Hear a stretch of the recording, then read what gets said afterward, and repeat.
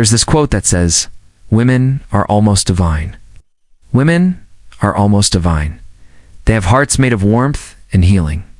They love more deeply, more softly, more purely than men could ever understand. You were raised on stories like this one. You heard them in fairy tales and lullabies, in the hushed tones of adults when they spoke about women. She was always the prize, the angel, the mother, the muse. And you, what were you? The pursuer, the protector, the fool kneeling at her feet, offering your whole self in exchange for a little closeness. You were taught that this was noble, that this was love. But what if that entire idea was a myth? What if women aren't angels at all? What if the woman you fell in love with isn't the missing piece of your soul, but instead a mirror reflecting back your misunderstanding? Aristotle, for example, didn't romanticize. He didn't wrap womanhood in poetry, looked at nature the way he always did, directly, brutally, without myth, without filter. And what he concluded shook the foundation of the fairy tale. He didn't call women divine. He called them incomplete men. A raw observation about biology and form, not morality, not hate, just nature as he saw it. And nature, he believed, doesn't lie. Now listen carefully. This is no longer about biology. This is about what happens when you strip away the comforting illusions you've been fed. What happens to your ideas about love, about connection, when you realize, maybe, just maybe, it's never been mutual at all? What if love, in its raw state, isn't an equal bond, but a hierarchy cleverly dressed up as devotion? What if when you say you're in love, you're not actually seeing her? You're kneeling at the altar of your idealization. Don't see her. You see the part of yourself that aches to be healed. And she sees the part of you that aches to believe. You think she's nurturing, maybe? Or maybe she's simply mirroring what you crave, because she knows your craving gives her control. You think her softness is pure. Look closer. That softness is often performance. Not always malicious, sometimes unconscious, but performance nonetheless. Because if Aristotle was even half right, then what you're experiencing isn't essence, it's adaptation. Everything she does, everything she is, bends and reshapes itself around what you want her to be. Not because she's weak, not because she's fake, but because that is how survival was wired into her. She is adaptive, strategic, emotionally fluid, a shapeshifter. When you're not the default, when you're not the one with structural power, you survive by bending toward it. And in a man's world, women learn to bend not out of love, but out of necessity. So now ask yourself, when you look at her, what are you really seeing? A person or a projection?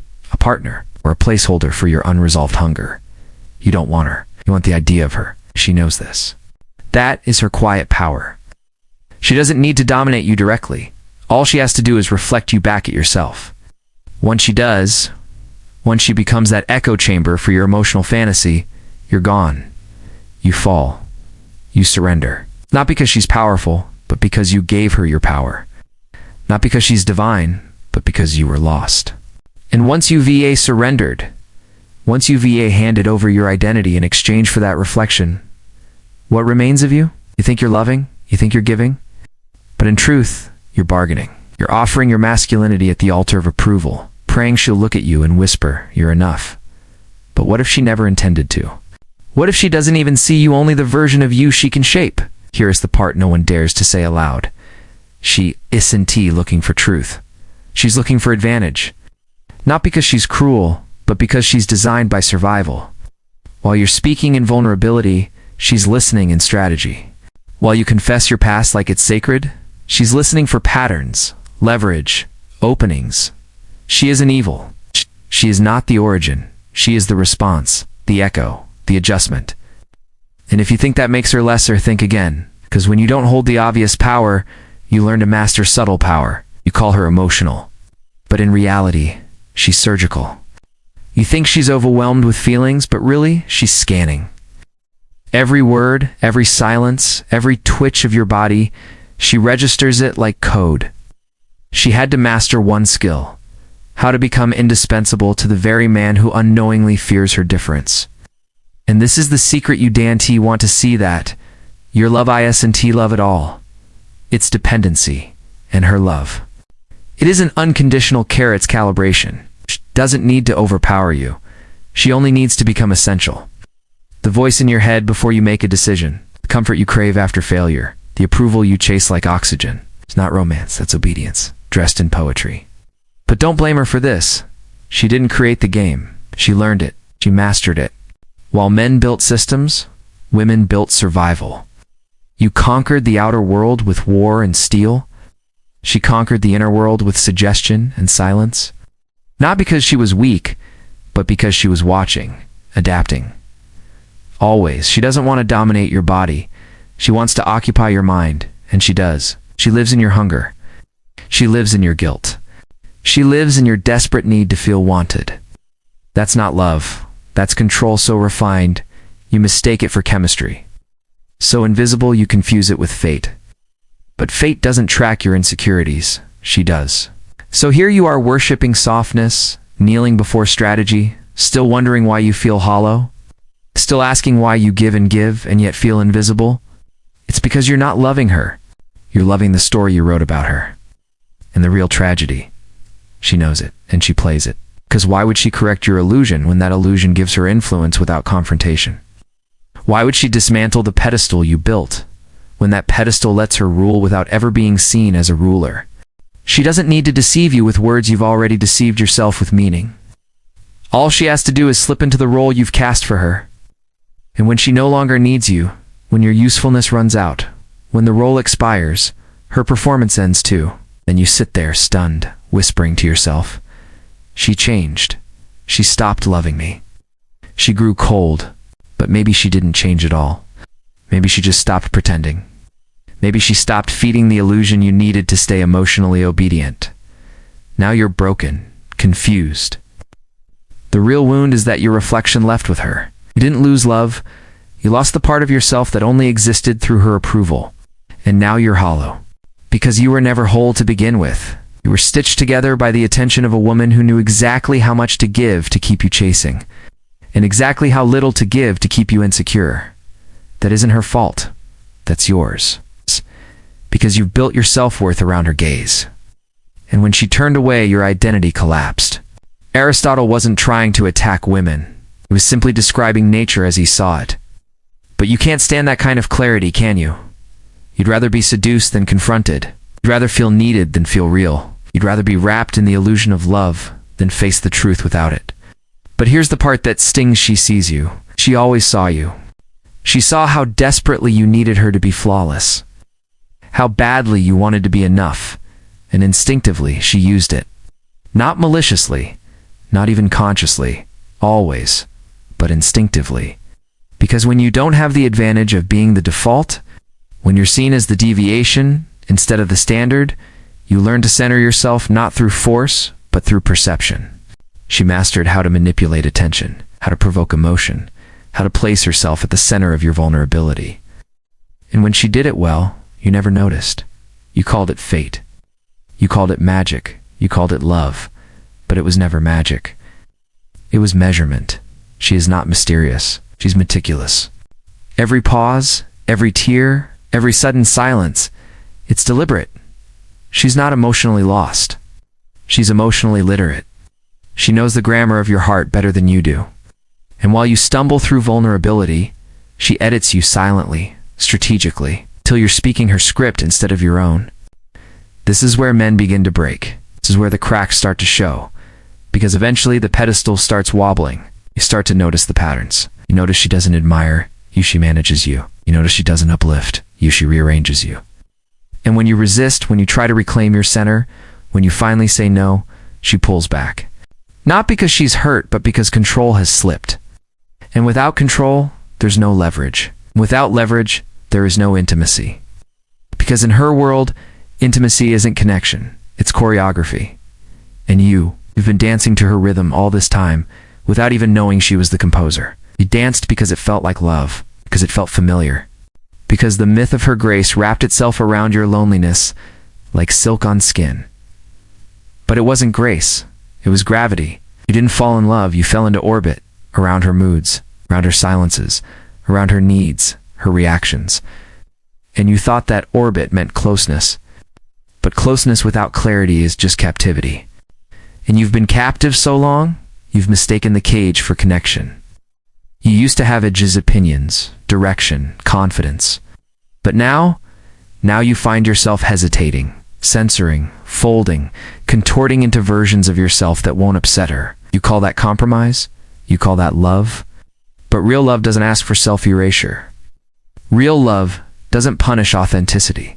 And if the cost of her affection is your voice, your will, your spine, what you have isn't a relationship. It's a rehearsal for obedience. And still you defend her. Still you tell yourself she's complicated, she's misunderstood, she's been hurt before. But maybe the truth you've buried under layers of excuses is that she isn't confused at all. She's clear. It's crystal clear. She knows what she's doing. She knows what she wants. And she knows exactly which part of you she has to press to get it. You think she's overwhelmed with emotion? She's not. She's calculating. Every outburst, every retreat, every breakdown, they're not weaknesses. They're tools. Because in a world where the man is power and the woman is deviation, the only way to win is to make him hand over his power willingly. And you did. You offered it up like a gift. You thought it made you noble. It didn't. It made you predictable. And predictable men are easy to break. So when she pushes your buttons, don't fool yourself. It's not an accident. She's been mapping those buttons since day one. Every compliment, a probe. Every "I love how honest you are," a calibration. She doesn't want your soul. She wants your pattern. Because once she knows it, she owns it. And once she owns it, she owns you. And you call that intimacy. But it's not intimacy. It's influence masquerading as love. Here's the deepest betrayal, the one you never say out loud. Some part of you knows she doesn't admire you. That behind her eyes, she's not looking at a man, she's looking at a project. Your strength isn't admired. It's tolerated. Your vulnerability isn't honored. It's archived, stored away, ready to be used when it benefits her. You think she's nurturing your wounds? She's not. She's memorizing them. And so you stay quiet. You swallow your doubts, because to speak them would shatter the fantasy. The only thing scarier than losing her is realizing you never had her to begin with. Because the truth is, she never belonged to you. You belonged to her. That pedestal you thought was a tribute. It wasn't. It was a stage. And you were the performer all along. Aristotle never wrote that women were evil. He only wrote that they were incomplete men. And maybe the real horror for you, ICT, that women are malicious. It's realizing you never actually saw her. You only saw your own reflection in her performance. And now, with the performance over, the illusion cracked, you're not grieving her. You're grieving the man you pretended to be in her presence. But he was never real. He was never whole. He was a mask you wore to win a woman who never showed you her real face. Now, the mask is gone. Her performance is over. The illusion is shattered. And you're standing in the ruins not of love, but of your own delusion. The delusion that a woman could complete you, that her affection could redeem you, that her gaze could define your worth. And now it's gone. And what's left? Panic. Emptiness. The silence of your own identity staring back at you, stripped of fantasy. And yet that silence is not the end. It's the beginning. Because for the first time, you're forced to ask the question you've spent your whole life avoiding. Who are you without her? Without the emotional training wheels? Without the praise? Without the role you played to feel valuable, what remains? If the answer is silence, then that silence is your truth. That silence is your foundation. That silence is the first honest thing you've felt in years. You've been taught to be the hero in a story written by someone else. But what if there is no story? What if she was never your salvation but your mirror? Not to reflect your strength, but to expose your fear. Because here's the rawest truth. You never loved her. Not really. You loved the feeling of being chosen. You loved the escape from your own chaos. You loved the comfort of outsourcing your purpose to her validation. And now that she's gone, you're not broken. You're exposed. You say she used you. But stop and think, what did you use her for? You made her your meaning. You made her your morality. You made her your emotional oxygen. You didn't want a partner. You wanted permission. Permission to feel worthy. Permission to feel needed. Permission to avoid doing the inner work that terrified you far more than heartbreak ever could. But she never signed up to be your redeemer. She just stepped into the role you wrote for her. She played it well. Now Aristotle's words echo louder than ever. Women are not monsters, not saints, not goddesses. They're mirrors warped by biology, sharpened by survival. Not broken, not lesser, just different. It's designed not to dominate directly, but to adapt. And when you refuse to see that, when you demand she live inside the fantasy you created, you don't become her partner, you become her victim. But here's the moment of awakening, the turning point. When you finally stop looking at women as solutions, you start realizing that you are the solution. When you stop chasing reflections, you start building reality. The man who builds himself no longer fears the absence of her gaze. He doesn't crumble when she withdraws, doesn't collapse when she pulls away, because he is no longer performing. He is present, he is sovereign, and she can feel that. She will test that. Because the moment you stop orbiting her, the gravity shifts. The myth dies. And in its place, something raw, something real begins. Not romance, not passion, but truth. She may not like it, she may resist, she may even leave. She may try to lure you back into the role of the man who once knelt, once begged, once built his entire identity around her reflection. But if you stand firm, if you hold your center, something changes. You no longer need her to be pure. You no longer need her to be soft. You no longer need her to be anything except real. And in that stripped down space, something radical becomes possible.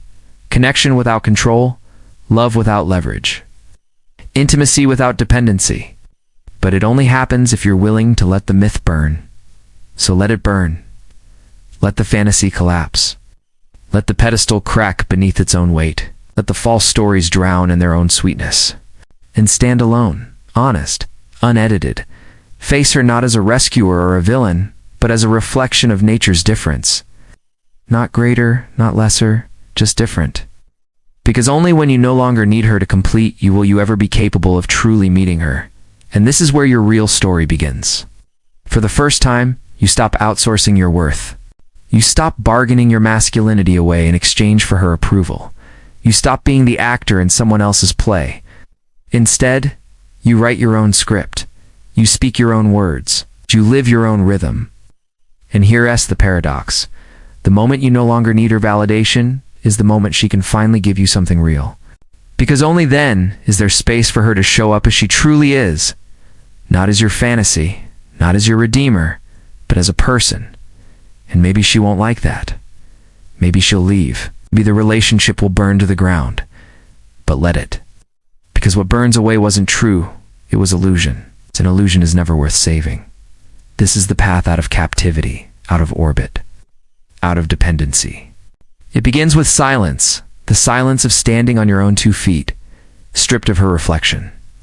At first it feels like emptiness, but give it time, and that silence transforms into strength, because silence is not the absence of love, it's the presence of yourself. And once you have yourself, you stop fearing her withdrawal. You stop fearing her rejection. You stop fearing her leaving. Because you're no longer bargaining pieces of yourself in exchange for her attention. You've built something unshakable. A self that doesn't collapse when she looks away. That's sovereignty. That's freedom. And from that freedom, the possibility of true love emerges. Not dependency disguised as intimacy. Not control wrapped in poetry, but something raw and rare. 2 whole people meeting without needing to complete each other. That's not a fairy tale. It's not myth. It's not the story you were raised on, but it is truth. And truth, even when it hurts, is always better than illusion. So yes, Aristotle was harsh. His words feel like a slap across the centuries. But they were never meant to reduce women to nothing. They were meant to strip away the sentimental fog that blinds men. Because as long as you cling to the story of her as divine, you will never see her clearly. And as long as you refuse to see her clearly, you will never see yourself clearly either. She is not your angel. She is not your missing piece. She is not your savior. She is different. She is adaptive. She is strategic. She is survival in human form. And the moment you recognize that, without resentment, without pedestal, without illusion, you finally step into reality. In reality, harsh as it is where real connection begins. So let the myth die. Let the illusion burn. and choose truth over fantasy. Not because it's easy, but because it's the only way forward.